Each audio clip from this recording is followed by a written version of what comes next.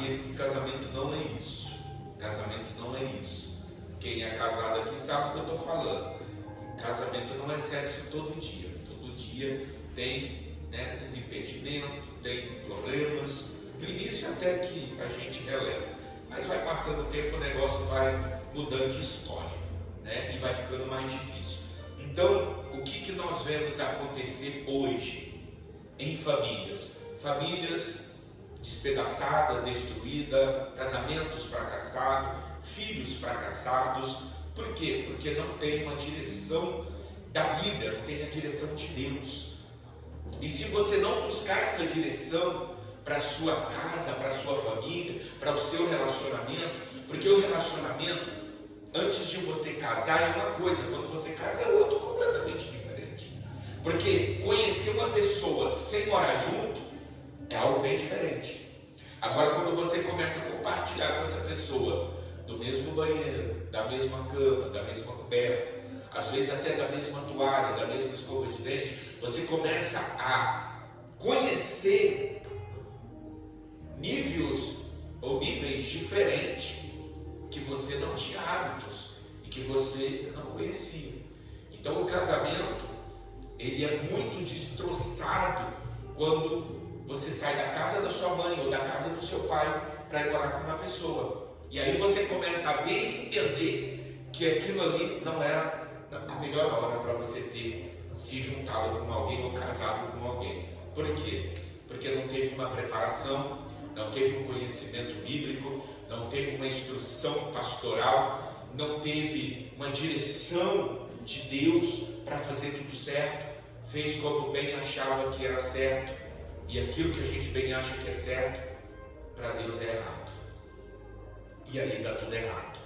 Por isso muitos relacionamentos têm sido destruídos, muitas famílias têm se acabado, porque não buscam uma base bíblica, uma base de ensinamentos.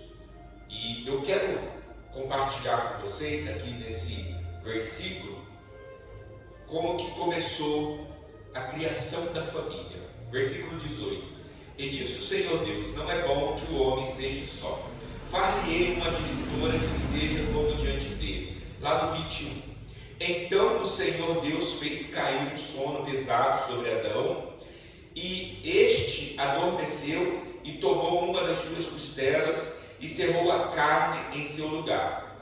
E de cada costela o Senhor Deus tomou o homem e formou uma mulher e a trouxe a Adão. E disse a Adão: Esta agora é osso dos meus ossos e carne de minha carne. Esta será chamada varoa, porquanto do varão foi tomada. Portanto, deixará o varão seu pai e a sua mãe, e apegar-se à sua mulher, e serão ambos uma só carne. Amém? Amém. Olha só, aqui já está explicando que quando a gente casa, a gente de imediato arruma uma casa para a gente morar com nossa futura esposa.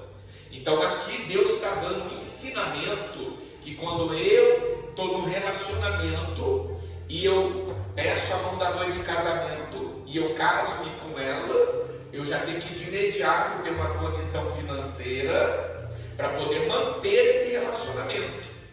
Então eu já tenho que ter o quê? Em vista uma casa mobiliada para colocar ali dentro minha esposa e cuidar bem. Deus está dizendo aqui, ó, que ela tem que sair da casa do pai e da mãe, eu tenho que sair da casa do pai e da mãe para ter a minha vida dali para diante. Então, quando eu saio de dentro da casa da minha mãe e da casa do meu pai, eu e ambos, o cônjuge, o que está acontecendo aqui? Está dizendo que está ficando para trás a minha família e eu estou com uma nova família. Aí você fala assim: não, pastor, é minha família. Não, Jesus disse que não é. Jesus diz que a família dele é aquele que faz a vontade do Pai dele. Jesus diz que a família dele é aquele que está ouvindo a palavra de Deus. Hoje você é a família de Deus. Entende? Então assim, o que nós, quando casamos, deixamos para trás? Aquilo que era família. E se torna o que, pastor? Entes queridos. Porque a família é quando você se casa, você, sua esposa e seus filhos se tornam família. E o restante não é família? Jesus diz que não. Então eu sigo o que Jesus fala. Ele diz que é parente distante. Então, a minha mãe hoje é família? Não, minha mãe é um parente distante. Minha família é minha esposa e meus filhos. Então, eu tenho que cuidar muito bem da minha esposa e dos meus filhos que estão comigo. Depois, ajudar a cuidar da minha mãe.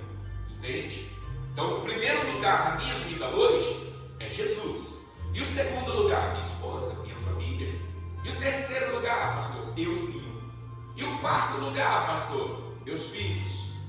Meus filhos. E depois, pastor, onde que chega a sua mãe aí que eu não estou entendendo? Depois, eu tenho 3 filhos, 4 filhos. Eu tenho de tanto filho que eu tenho. Eu tenho 4 filhos. De 2 relacionamentos, eu tive 2. E com um novo relacionamento, eu tenho mais 2. Quando eu não era de Deus, eu era mundano, eu consegui ter 4 relacionamentos que gerou 2 filhas. Né? E desse último relacionamento, que vai ser o último pelo resto da minha vida, né? Que é o casamento abençoado, foi casamento abençoado. Os outros que não foi abençoado, o que durou mais, durou acho que 4 anos e meio, 5. E os outros eram passageiros, assim, 1 ano, 1 ano e meio, 1 ano, 1 ano e meio. Né? Esse já está em 20 e poucos anos, quase 22. Porque esse teve Deus no relacionamento, tem Deus no relacionamento, tem Deus na minha casa, tem Deus na minha vida, tem Deus na vida da minha esposa, tem Deus na vida dos meus filhos. Então, aonde entra Deus, entra relacionamento e família abençoado. E não tem como o diabo tocar naquilo que Deus está tomando de conta. Por que muitos relacionamentos acabam? Porque não prioriza colocar Deus em primeiro lugar. Acha que o primeiro lugar na vida é a esposa, ou é esposo, ou é filho, ou é casa, ou é carro, ou é trabalho. Não, é errado. Por isso que dá tudo errado.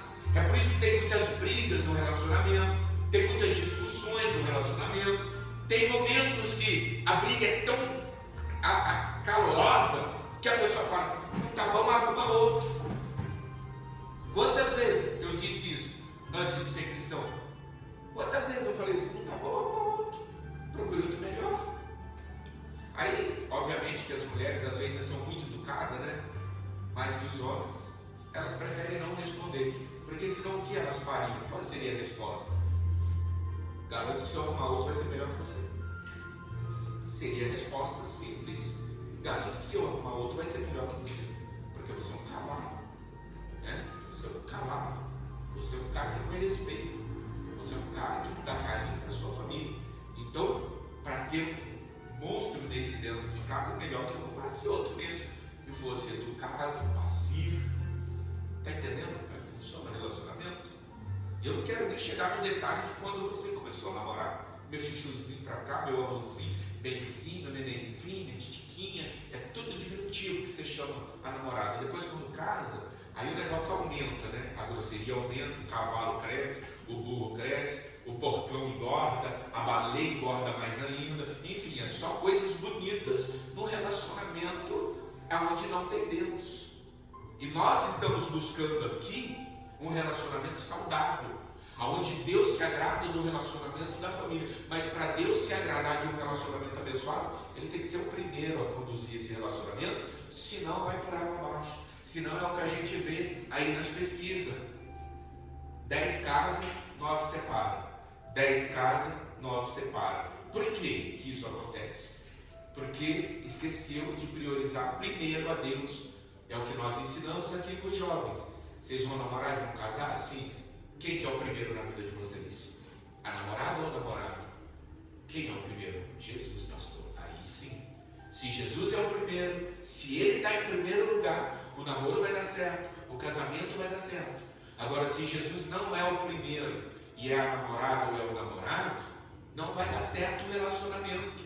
Esse relacionamento não vai durar muito, ele pode durar um pouquinho de tempo. Mas daqui a pouco começa a vir as guerras, começa a vir as brigas, começa a vir os impedimentos, começa a vir ciúmes, começa a vir brigas. E eu, nos meus relacionamentos, as minhas ex-esposas, teve uma que quis até me furar de faca, de tantos ciúmes. Entende? E ciúmes, nós entendemos que não pertence a Deus. Deus não se agrada de ciúmes. Porque quando a gente tem ciúmes, é porque a gente não confia na pessoa. Quando você é cheio de ciúmes doentio, você não confia naquela pessoa que você escolheu para estar com você. Entende? Você precisa confiar. Peraí, eu escolhi essa pessoa para casar comigo. Eu escolhi essa pessoa para andar comigo. Então eu preciso confiar nela. É o primeiro passo. Porque se não tem confiança, não tem relacionamento saudável. O relacionamento começa a ficar pesado. Quando tem muito ciúme, quando tem muita cobrança, quando tem muita investigação. Onde estava? Por que demorou? Por que não atendeu o telefone? Por que não me ligou avisando que ia chegar mais tarde? Por que não avisou que estava com não sei quem? Porque isso é cobrança. E cobrança demais desgasta o relacionamento. Cobrança demais faz você ficar, sabe, meio que de saco cheio. Porque ninguém casa para passar raiva, a gente casa para ser feliz, a gente casa para ter paz. Porque muitas das vezes, eu vou falar para vocês, quando eu saí de casa, a primeira vez, que não foi a segunda que foi difícil, quando eu saí para casar, minha mãe falou para mim, falou: meu filho, você tem 19 anos, não case, não faça essa besteira. Só que a gente não ouve o pai e mãe, a gente quer fazer essa besteira, né? A gente não ouve. O pai e a mãe, quando fala não faz isso, ele já sabe o que vai acontecer. E eu, aqui de frente com a minha mãe, falei: não, mãe, eu amo, vou casar, porque a menina engravidou, eu vou casar. Ela falou: só cuida, ajuda a cuidar da menina. Tem que casar, meu filho, você vai sofrer. Você é novo, imaturo, faz isso não. Eu não, mas só não casou um dia, só não experimentou. Então só que até hoje com meu pai, o meu pode durar mais que o seu. Ela falou: tá bom, meu filho, você quer entrar, você entra, mas eu estou te avisando. E eu entrei num casamento que durou muito pouco. Minha mãe já sabia, ela já tinha me avisado. Só que durou pouco e me trouxe muita dor. Porque o motivo da separação foi uma traição que houve. Eu trabalhando e ela me traiu. E aí o que aconteceu? Todo mundo sabia, menos eu, porque é assim que acontece, né? Todo mundo fica sabendo que você está traindo o seu marido ou traindo a sua esposa. Você é o último a saber. E talvez até sabe, mas não quer acreditar, que era o meu caso. Meus amigos falavam: ô Gilson, sua mulher está pegando o cara ali. Tem um cara pegando sua mulher ali. Tem um cara pegando sua mulher ali. E eu, não. Até que um dia eu decidi ver. E isso deu, assim, muitos problemas. Tanto para ela, quanto para mim, quanto para minha filha, que sofreu muito, paga o preço até hoje. Por quê? Porque eu não tinha Deus. Eu não estava preparado porque eu não tinha Deus. E quando você não tem o Senhor Jesus para te conduzir no relacionamento, não entra não, gente. Não entra não. Você que está pensando em casar, você que está querendo namorar, se Jesus não for o que comanda essa linha de frente da sua vida, não entra. Não entra porque vai dar errado. Deu errado para muitas pessoas que não quiseram ouvir os ensinamentos que nós demos. Deu errado para muita gente, porque achou que estava certo eles. Não, gente, se você ouvir o que nós ensinamos aqui na Bíblia, que Deus tem que ser o primeiro, que você tem que valorizar muito a Deus, que você tem que priorizar muito a Deus. Deus tem que ser o primeiro na sua vida. Se Deus não for o primeiro na sua vida, o relacionamento não vai dar certo, família não vai dar certo, vai se acabar e vai ter um desgaste muito grande. Sabe por quê? Porque às vezes a gente ama tanto aquela pessoa que a gente esquece de Deus. A gente esquece de Deus, isso é normal. Você amar demais uma pessoa, depositar toda a sua confiança nela, e você acaba se esquecendo que a sua confiança maior tem que estar no Senhor. Tem que estar no Senhor. E é uma luta, não é fácil. Você administrar uma casa não é fácil. Você conduzir um casamento não é fácil.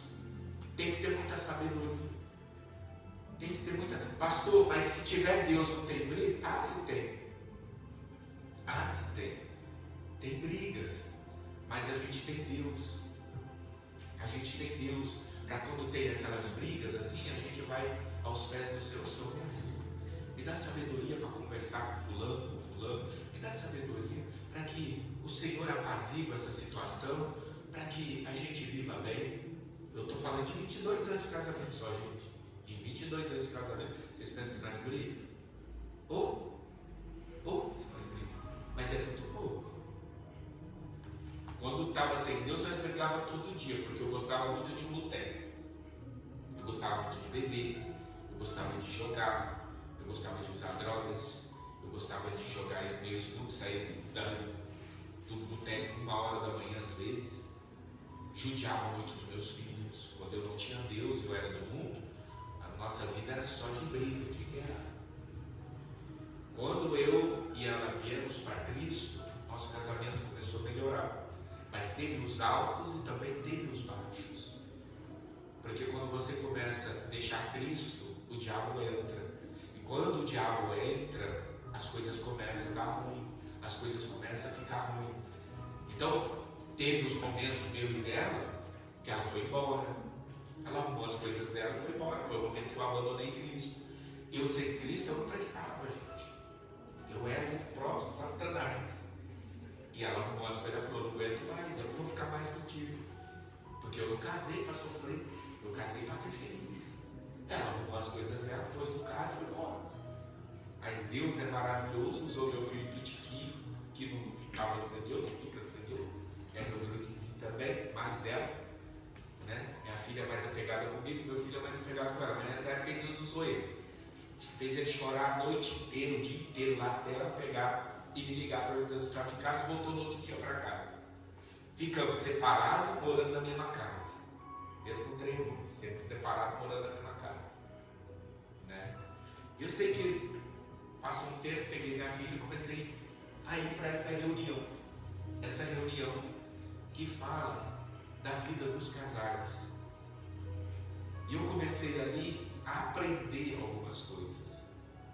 E eu fui aprendendo a lidar comigo primeiro, porque às vezes, gente, a gente acha que o defeito maior está na pessoa, mas o defeito maior está em nós.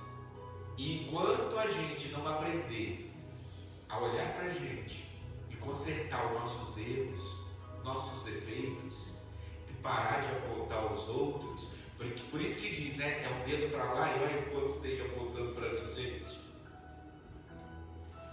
Entendeu? Tem 3 para cá e um mostrando para riba lá. Mas só tem um apontando os defeitos dela. Mas tem 3 dizendo: você é o mais errado. Olha para você primeiro. Conserte-se você primeiro. Ajude-se você primeiro. Entenda você primeiro. Olhe para você. Olhe para você e veja aonde é que está os erros maiores. Se está lá, que tem um dedo só apontando, ou se é para cá, que tem 3 apontando. E é difícil a gente querer olhar para a gente e apontar os nossos erros. É mais fácil apontar os erros da pessoa, não os meus. Eu não quero apontar os meus, não quero saber dos meus. Eu quero apontar o dele. Seus erros. Por isso que nosso casamento está acabando. Os seus erros. Você faz isso, os seus erros. Aí a pessoa ouve e fala: é mesmo? Então vamos fazer assim, fala dos seus erros, depois eu falo dos meus. Fale dos seus, eu quero ouvir os seus, porque pelo jeito só eu tenho, você não tem. E aí o relacionamento vai ficando desgastoso até o ponto de separação, porque ninguém aguenta alguém apontando, criticando, cobrando, falando. Ninguém aguenta, ninguém. E o meu casamento, quando foi retomado, eu tomei uma decisão de olhar para mim, buscar a Deus, colocar Deus em primeiro lugar, porque é a primeira coisa que a gente aprende. Quer ter um relacionamento firmado? Olhe para Jesus primeiro. Coloca Ele primeiro na sua vida. Quando Jesus for primeiro na sua vida, você vai ver que as coisas começam a ter a direção correta. E muitos não querem esse sacrifício de colocar Deus em primeiro lugar. Muitos querem eu e o meu cônjuge. Eu não quero Jesus. Eu quero eu e o meu parceiro, minha parceira. Eu não quero perder tempo com esse negócio de Jesus, não. Eu sei o que eu estou fazendo. Sabe o que está fazendo? Sim, sei. Conta os dias para ver quanto tempo dá certo. Não dá certo. Não tem como dar certo. Só dá errado. Todos que eu conheci deu errado. Todos que eu conheci priorizou a Deus. Deu certo, está até o dia de hoje. Até o dia de hoje. Deu certo, não teve separação. Tem as suas briguinhas do dia a dia? Tem, mas tem Deus ali para te dar a direção. Que é o meu caso hoje, caso da minha esposa. Esses dias nós tivemos pega com o capau. Dos bravos, pensa. Pensa que pastor e pastora não dá os partidos também. Nós Mas dava, de vez em quando sai uns foguetes. Mas aí depois, né? Eu vou lá, meu Deus, eu errei, eu sei.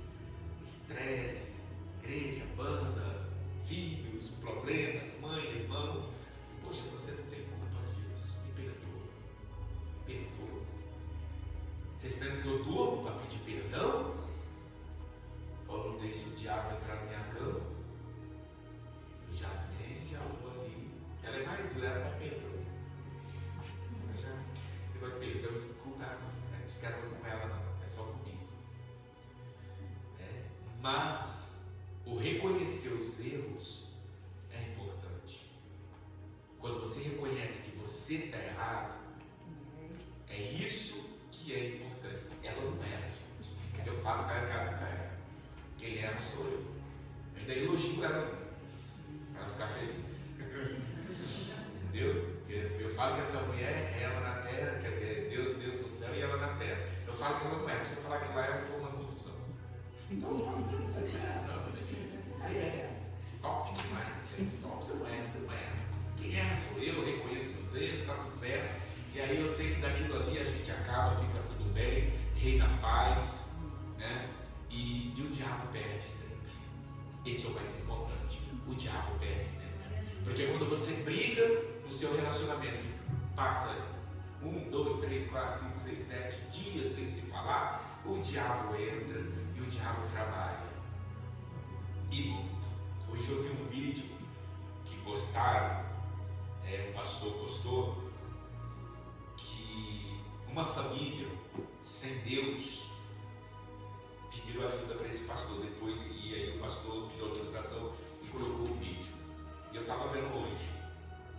E essa família, o marido e a esposa, eles sonhavam fazendo sexo à noite.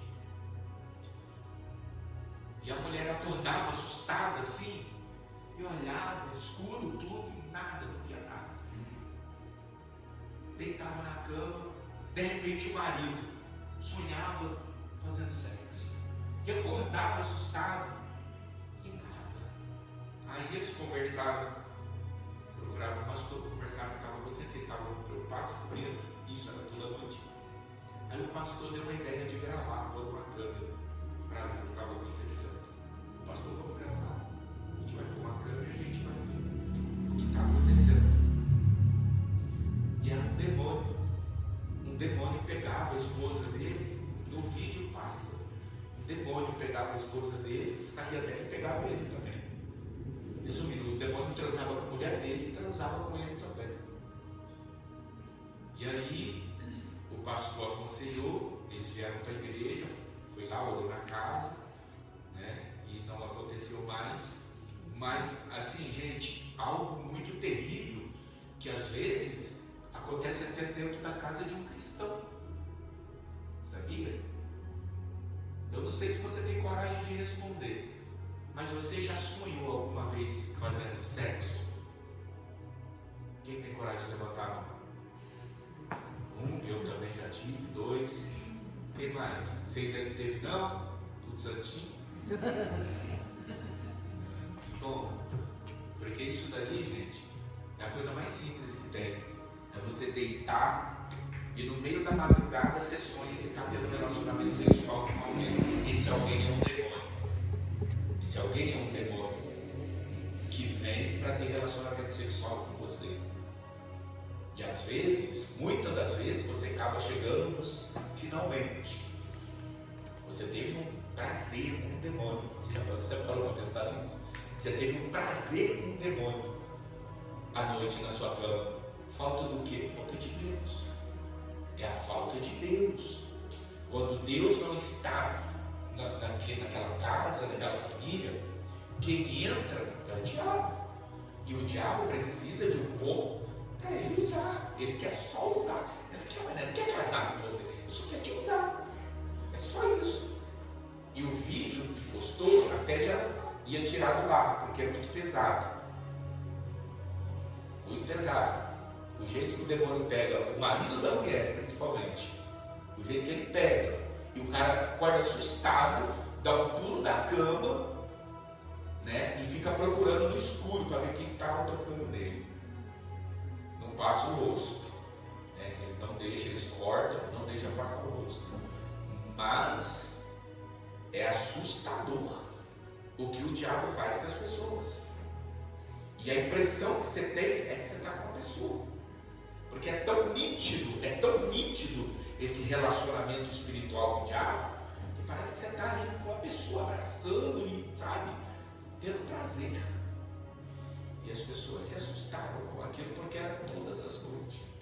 E ela falou: pô, meu marido, estou tocando meu marido, que trem é esse? Aí ela acordava assustada, olhava, o marido estava dormindo. Aí, quando ela acordava, ela deitava, o demônio pegava o marido que estava dormindo. Por quê? Porque eles estavam abertos a esse mal na vida deles, na casa deles. Acredito que para isso estar acontecendo, o relacionamento deles já deviam estar cortando, entendeu? Esfriando. Para o diabo achar uma porta dessa, é porque o relacionamento está esfriando. Então o diabo, ele acha essa legalidade para entrar. Eu já passei por isso, eu sei muito bem como é isso.